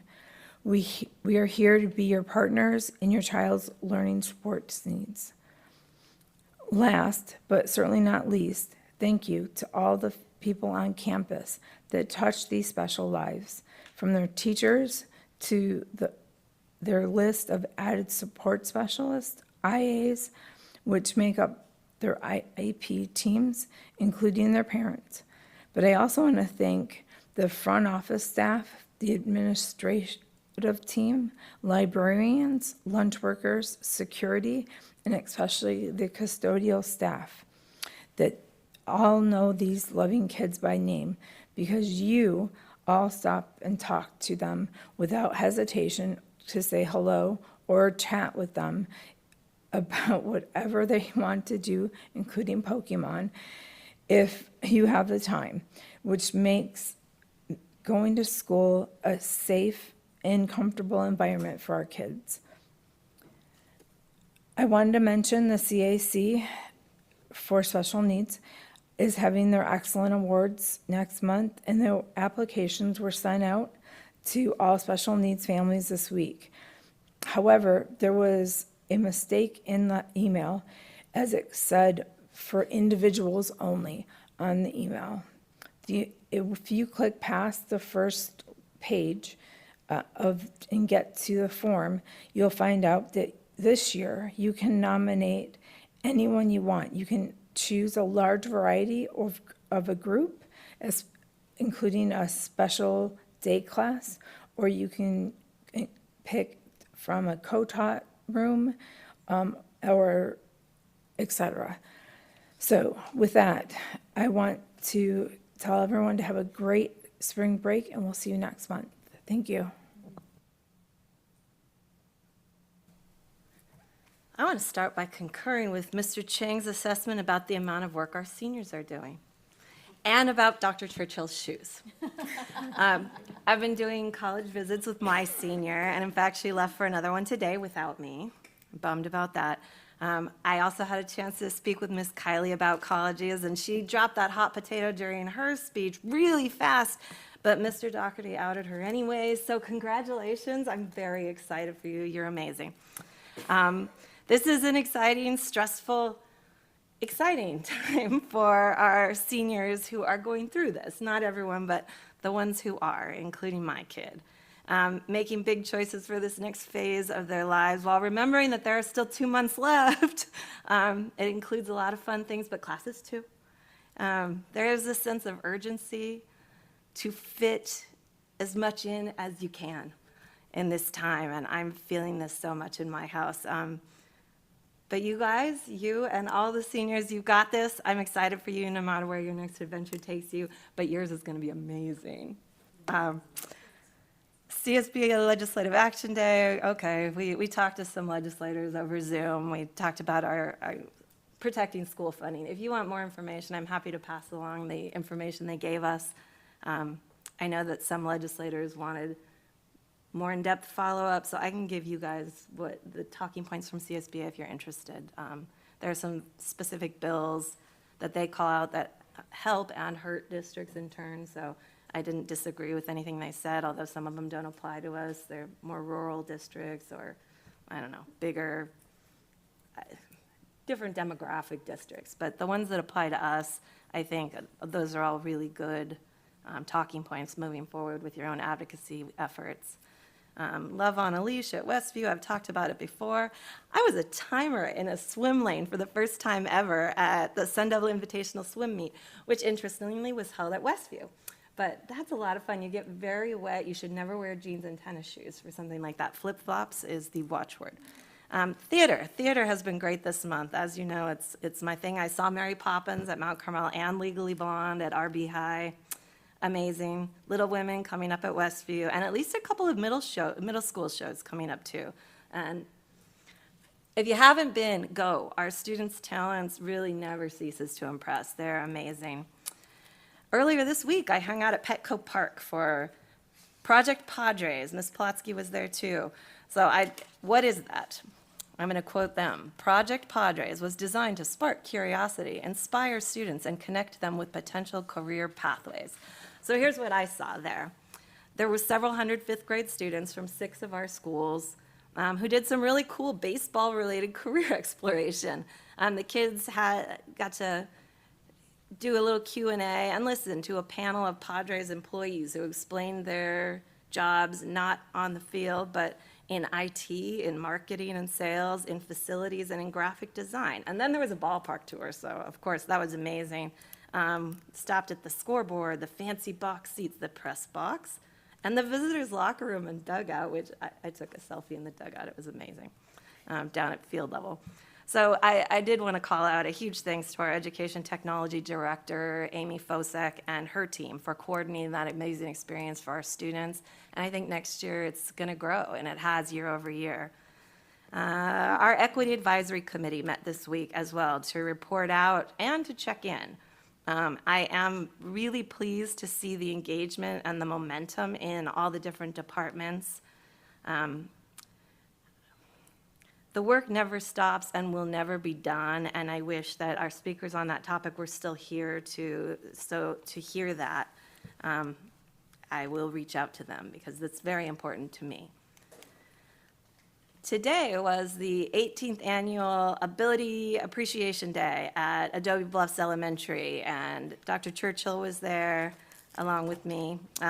Students rotate through a whole bunch of different stations, meeting guest speakers who are themselves living with disabilities or people who work with adults and students with disabilities. So each presenter was sharing a piece of their story to illustrate the power there in those abilities, the importance of inclusion, the value of diverse friendships. There were stations that focused on service dogs. I wanted to stay forever there. Various adaptive sports, Blissful Seeds Art over by Poway Target, if you want to stop in there. They had some amazing work, and all that work is done by adults with disabilities. Westview Best Buddies was there. There was an accessible theater group there, Special Olympics. Poway High School's unified PE pairs were there. The joy in that room was amazing. I say this every year as I come away from that, but this caring, accepting environment and community that they're creating at Adobe Bluffs by doing this every single year is amazing. So I want to offer huge kudos to the staff and the PTA there at Adobe Bluffs for keeping it going all these years, 18 years. It's an extraordinary program, and really more schools should be picking that up. And I want to close, again, with a note that April is Autism Appreciation Month. I'm going with appreciation. And like Ms. Plotsky, I can tell she's been reflecting on it, and it's been in my mind too. And I was rereading something that I wrote a few years back that I did want to read a very short portion of, I mean, it's a long piece, I went on and on, stream of consciousness, but the portion that I want to share is the part of it that I think can most easily relate to a school district. As a family member, I wrote it, but I think some of this translates to our district. So I was writing my hopes on World Autism Acceptance Day. That my child, when he is older, will look back at what our family tried to do for him before he could advocate for himself in a way the world expects, and smile. That he will see how we never stopped trying to learn everything we could about autism and how to best support him. That as we learned, we changed the symbols we embraced, the language we used, the therapies we endured, the groups we supported, and the educational goals and placements we demanded. That when we knew better, we did better. That we committed to serving other families trotting a similar path to make their journeys smoother and less doubt-filled than our own. And to teaching our community acceptance of differences, an inclusion mindset, and appreciation for the possibilities neurodiversity opens. There's a lot more, but I'm going to stop. So thanks for listening, and happy Autism Appreciation Month. That's wonderful, Michelle. I'm going on lighter note on this one. I got to go to SeaWorld to honor our Purple Star schools. And it was an honor to sit with the many military members and educators. San Diego is a military town, and as we often honor those who serve, we need to make sure to support the families that not only support our military members, but sacrifice with multiple moves, especially being transferred from their own family support systems, but also those students that may have a military parent that's absent for long periods of time. I hope more of our schools make the commitment to be intentional to help this segment of our population. I also so enjoyed the first robotics competition at UCSD. Heather and I donned protective gear and went onto the floor to see the students and robots in their element. Not only are they learning troubleshooting skills and team building skills, but they're making really quality friendships. They really find their people. Later, we learned from the leaders from the first organization more about this tremendous organization and its impact nationally. I dropped by the Youth in Transition Spring event. It's heartwarming to see the support from the many community organizations. That said, food insecurity is still the #1 issue that they're seeing. If you have any prepackaged food, they are looking to restock their pantry, especially foods that are ready to eat and don't require microwaving, especially for our kids that they don't have access to heating. This week I was invited to attend a Boy Scout Troop 109. Wow, they asked really good questions. They asked about security measures to food portions, and the most emphatically about the 3-tab maximum on Go Guardian. So I need to follow up on that one. Good concerns. Our students have the best views, and their voice is the most important. I hope everyone enjoys their well-deserved spring break, but come back ready to end the year strong. Thank you. All right, thanks. Tonight, I'd like to recognize students from our Design 39 campus as 4th and 5th graders recently placed second at the Odyssey of the Mind State Championships, showcasing outstanding teamwork and problem solving. They'll join the Willow Grove Elementary team to compete at the World Finals in Michigan next month. This is super cool to me, as I participated in Odyssey of the Mind when I was in elementary school many years ago. I did. So congrats to all of our teams. Tomorrow, results from our annual family, staff, and high school student surveys will be available on the PUSD website. This information is very useful as we continue to focus on continuous improvement in the development of our LCAP. I hope you have a restful spring break, and I look forward to finishing the year strong. Thank you. Well, with that, we hit number 9, adjournment. The next regularly scheduled board meeting will be held Thursday, May 15th, actually May 6th now. May 6th for special meeting. Special May 15th for meeting. the regular meeting. And a regular meeting will be May 15th at 6 p.m. at the Poway Unified School District office right here. And we are adjourning